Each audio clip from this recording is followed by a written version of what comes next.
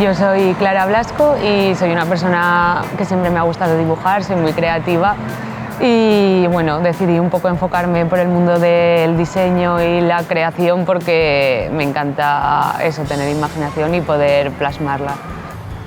Mi marca se llama Crearly y bueno, la marca tiene como dos partes. Una que es el producto, que son las libretas. Son libretas enfocadas a creativos, a gente que le encanta dibujar, escribir y tener como ese ratito para que pueda expresarse pues, a través de lo que más le gusta.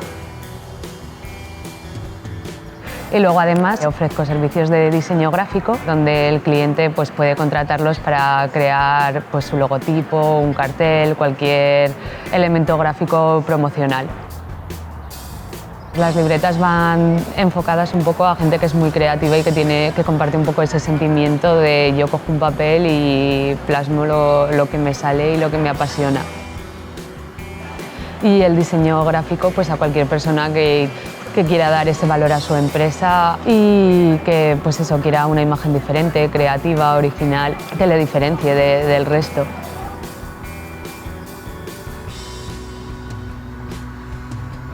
Yo lo veo pues eso, como una forma de expresión. A mí es algo que me gusta muchísimo desde pequeña. Todas las noches antes de dormir siempre cogía una libreta y dibujaba.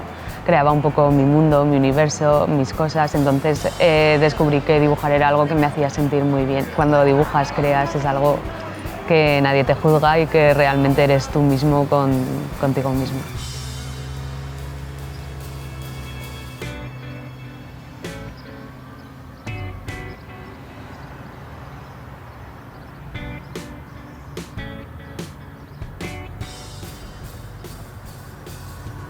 Pues mi estilo es un poco infantil, creativo, diferente. Intento no hacer las cosas reales porque, no sé, yo creo que cada persona es única cuando dibuja, tiene su estilo y tiene que hacer cosas diferentes. Si lo puedes hacer diferente y puedes hacer algo tuyo, único y que nadie más lo va a hacer igual, a mí me parece maravilloso que cada uno sea como sea.